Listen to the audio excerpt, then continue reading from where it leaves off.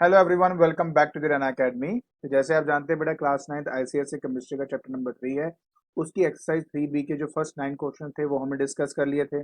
आज के लेक्चर के अंदर उसके बाकी के जो 9 क्वेश्चन हैं उनको डिस्कस करने वाले हैं। और हाँ, ऊपर जितने भी चैनल और जो पेजेस दिए गए हैं उनके जो लिंक्स हैं वो डिस्क्रिप्शन बॉक्स में डाल दिए हैं। तो बिना कोई टाइम वेस्ट किए चलिए शुरू करते हैं।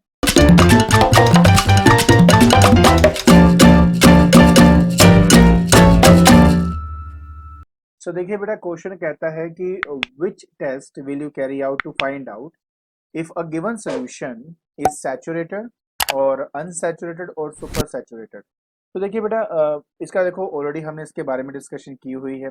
बाकी ये आपके सामने बेटा यहाँ पे लिखा हुआ है। कहते हैं ये है कि एक ऐसा सोल्यूशन, ठीक है, जिसके अंदर अगर हम और सोल्यूट डालकर देखें एट ए गिवन टेम्परेचर और वो अगर उसमें डिसॉल्व हो जाए तो उसका मतलब है वो अनसैचुरेटेड सोल्यूशन है। अगर मान लीजिए कि मैं जब सोल्यूट डालूं और वो डिसॉल्व ना हो तो वो क्या होगा, वो एक सैचुरेटेड सॉल्यूशन माना जाता है बेटा। ठीक है। सुपर सैचुरेटेड के अंदर क्या होता है कि अगर आपका जो सॉल्यूशन है, अगर वो थोड़ा सा कूल डाउन हो और साथ के साथ जो सोल्यूट है वो उसमें से सेपरेट होना शुरू हो जाए बेटा, इसका मतलब है कि वो एक सुपर सैचुरेटेड सॉल्यूशन। इस तरीके से बेटा हम आराम से आइडेंटिफाई कर सकते हैं कौन सा सैचुरेटेड है, कौन सा अनसैचुरेटेड है, कौन सा सुपर सैचुरेटेड आपका होगा। फिर मेरे पास आता है बेटा कि what is the effect of pressure on the solubility of gas. देखिए बेटा, हमने अच्छी तरह से पढ़ा था कि अगर मैं प्रेशर को बढ़ाता हूं तो गैस की सोलिबिलिटी किसी लिक्विड के अंदर बढ़ जाती है, मतलब इट इंक्रीजेस। एंड टेम्परेचर के बिल्कुल उल्टा ही होता है कि अगर मैं टेम्परेचर राइज करूं तो गैस की जो सोलिबिलिटी है बेटा वो डिक्रीज करती है। बाकी प्रॉपर वे में बेटा यहाँ पर आपको मैंने यहाँ पे लिख के दे दिया है।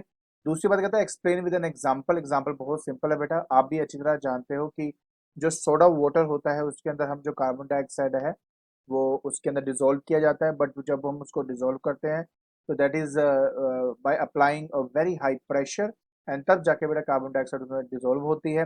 बाकी आप अच्छी तरह जानते हो कि जैसे अगर मैं कोई भी सोडा बोतल है, अगर मैं उसके ढक्कन को खोलूं तो एक पॉप की आवाज भी आती है और उसमें से गैस जो है वो ऊपर निकलनी शुरू हो जाती है। और वो इसलिए क्योंकि जैसे मैं ढक्कन को खोलूंगा उसका अंदर का जो प्रेशर है बेटा वो डिक्रीज कर जाता है, जिसकी वजह से सोलिबिलिटी कम होने की वजह से जो गैस है उसके बाहर आनी शुरू हो जाती है। ठीक है। तो ये सारा कुछ बेटा इसके रिलेटेड है।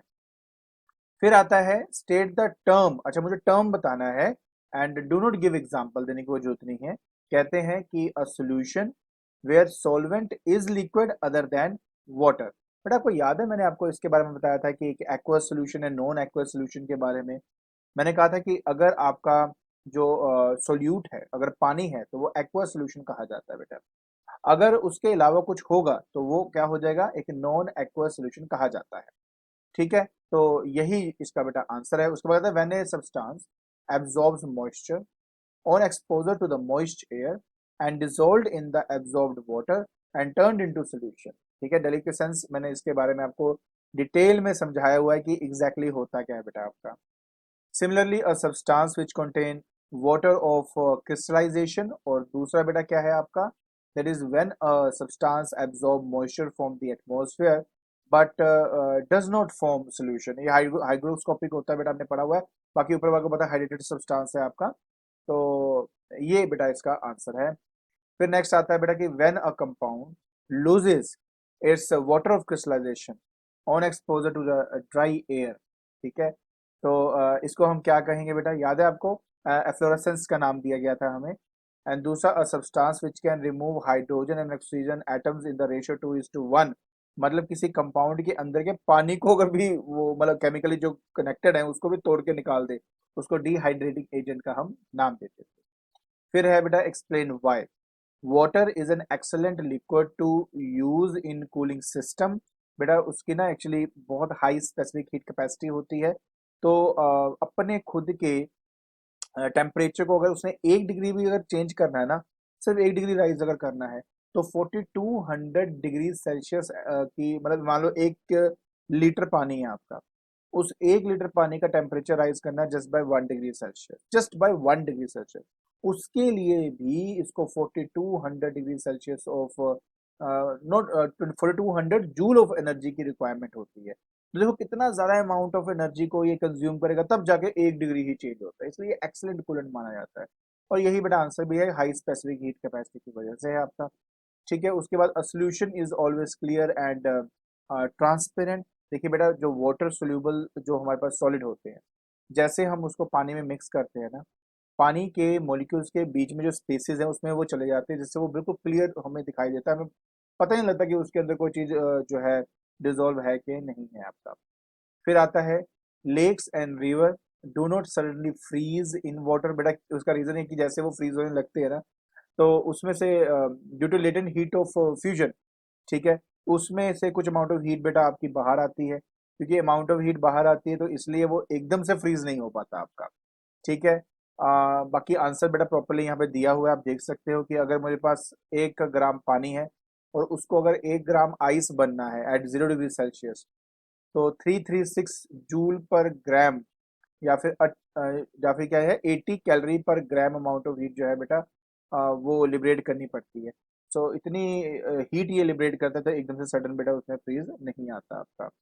ठीक है। दूसरा है the solute cannot be separated from a solution bye filtration. जैसे मैंने कहा बेटा कि जो सोल्यूट प्रॉपरली सोल्यूबल होता है किसी सोल्यूशन के अंदर, उनको आप फिल्ट्रेशन की हेल्प से सेपरेट नहीं कर सकते, लेकिन जो इनसोल्यूबल होता है उसको आप फिल्ट्रेशन की हेल्प से सेपरेट कर सकते हैं। फ्यूज्ड कैल्शियम क्लोराइड और जो concentrated H2SO4 is used in a desiccator. क्यों? क्योंकि बेटा ये एक्चुअली आपके पानी जो होता है, मॉइस्चर होता है, उसको बेटा एब्जॉर्ब कर लेता है। तो ये एज ए ड्राइंग एजेंट बेटा एक्चुअली इस्तेमाल होता है, इसलिए डेसिकेटर के अंदर उसको डाला जाता है, उसका यूज किया जाता है। फिर आता है effervescence is seen on opening a बोतल ऑफ सोडा वाटर। आपको मैंने बताया था बेटा कि हाई प्रेशर के साथ कार्बन डाइऑक्साइड जो है वो सोडा वाटर के अंदर डिजोल्व होता है। जिस टाइम आप जो उसके बोतल का जो ओपनिंग है उसको खोल देंगे बेटा, प्रेशर डिक्रीज हो जाएगा, जिसकी वजह से जो बबल्स हैं वो बाहर आ जाएंगे, मतलब गैस जो है बाहर आ जाए, तो एफर्वेसेंस जो है हमें वो दिखाई देता है। ठीक है। Table salt becomes sticky on exposure to humid air during the rainy season. But एक आपको मैं बात याद है, मैंने आपको जब ये सिखाया था तब मैंने कहा था कि जो सोडियम क्लोराइड होता है NaCl, वो खुद कभी पानी को एब्जॉर्ब नहीं करता है, लेकिन उनमें ना कुछ इम्प्योरिटी डाली जाती है। जो हमारे घर में आता है ना नमक, उसके अंदर हमारे पास मैग्नीशियम क्लोराइड भी होता है, कैल्शियम क्लोराइड भी होता है।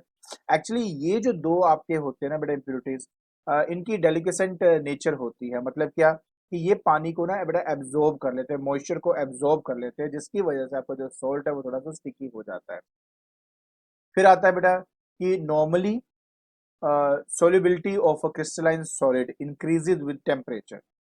Does it increase uniformly in all the cases? बिल्कुल भी नहीं। आपको पता है बेटा कि कैसे होता है। नेम है substance whose solubility increases rapidly with temperature। देखिए वैसे तो मैंने बेटा सभी के आंसर यहाँ पे दिए हुए हैं, सोलिबिलिटी कर्व पढ़ी थी ना हमने, वहां से देखकर बेटा आप इसका आंसर दे सकते थे। इसका मतलब वो आना बहुत इंपॉर्टेंट है। अगर तो एकदम से इंक्रीज देख रहे हो आप सोलिबिलिटी की, तो वो पोटेशियम नाइट्राइट है बेटा, नाइट्रेट है। अगर ग्रेजुअली धीरे धीरे बेटा इंक्रीज कर रहा है तो पोटेशियम क्लोराइड है आपका। ठीक है। इंक्रीज स्लाइटली विद टेम्परेचर, मतलब ज्यादा कोई इतना इंक्रीज नहीं आ रहा, थोड़ा सा ही बस सोलिबिलिटी में फर्क पड़ता है, तो वो हमारा सोडियम क्लोराइड होता है। इनिशियली इंक्रीज करता है फिर डिक्रीज करता है, याद है कर्व हमने किया था, ऐसे ऊपर से नीचे की तरफ गिरता है, तो बेटा वो कैल्शियम सल्फेट था आपका। तो ये आपको बेटा नाम तो पता होने चाहिए, तभी आप इसके आंसर दे पाएंगे। ठीक है। नेक्स्ट फिर आता है कि व्हाट आर ड्राइंग और डेसिकेटिंग एजेंट्स, गिव एग्जांपल। बेटा आपको मैंने ड्राइंग, देखो ड्राइंग हो गया या डेसिकेटिंग एजेंट का मतलब ये है जो मॉइस्चर को एब्जॉर्ब कर ले, सिंपल सी बात है बेटा आपका। हमारे पास कुछ सब्सटेंसेस ऐसे होते हैं जो एब्जॉर्ब कर लेते हैं बेटा मॉइस्चर को, बट खुद केमिकली बेटा रिएक्ट नहीं करते उस सब्सटेंस के साथ।